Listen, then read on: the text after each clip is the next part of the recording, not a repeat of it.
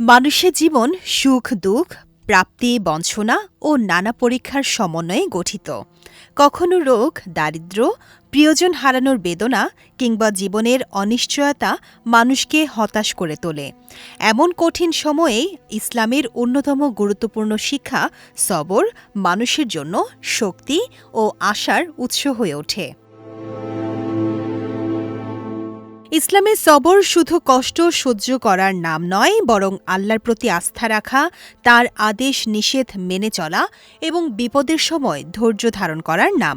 পবিত্র কোরআনে আল্লাহ তাআলা বলেন, নিশ্চয়ই আল্লাহ ধৈর্যশীলদের সঙ্গে আছেন। ইসলাম শেখায় পৃথিবী মূলত পরীক্ষার স্থান, তাই জীবনে বিপদ আসা অস্বাভাবিক নয়।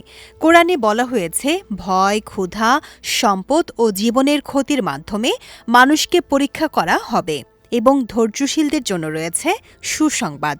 এই উপলব্ধি মানুষকে মানসিকভাবে দৃঢ় থাকতে সাহায্য করে।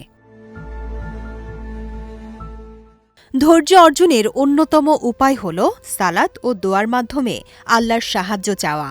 কষ্টের সময় মানুষের কাছে অভিযোগ না করে আল্লাহর কাছে ফিরে গেলে হৃদয়ে প্রশান্তি আসে। পাশাপাশি আল্লাহর ফয়সালের উপর সন্তুষ্ট থাকা এবং হতাশ না হওয়াও সবরের গুরুত্বপূর্ণ অংশ। গুনাহ থেকে নিজেকে বিরত রাখাও সবরের অন্তর্ভুক্ত।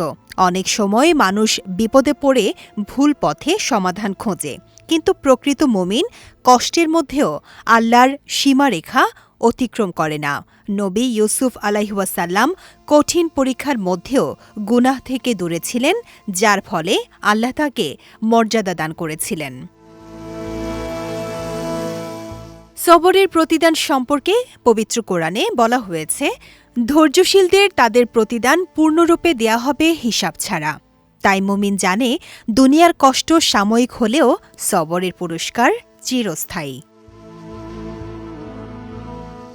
আজকের অস্থির সময়ে ধৈর্য, সহনশীলতা ও আল্লাহর প্রতি গভীর আস্থাই একজন মানুষের সবচেয়ে বড় শক্তি। যে ব্যক্তি সবর করতে শেখে, সে জীবনের কঠিন পরিস্থিতিতেও ভেঙে পড়ে না, কারণ সে বিশ্বাস করে প্রতিটি কষ্টের পরই আল্লাহ স্বস্তির পথ খুলে দেন। আর এই ধরনের সবরই মানুষকে আল্লাহর প্রিয় বান্দাদের অন্তর্ভুক্ত করে। বিজয় টিভি নিউজ ডেস্ক।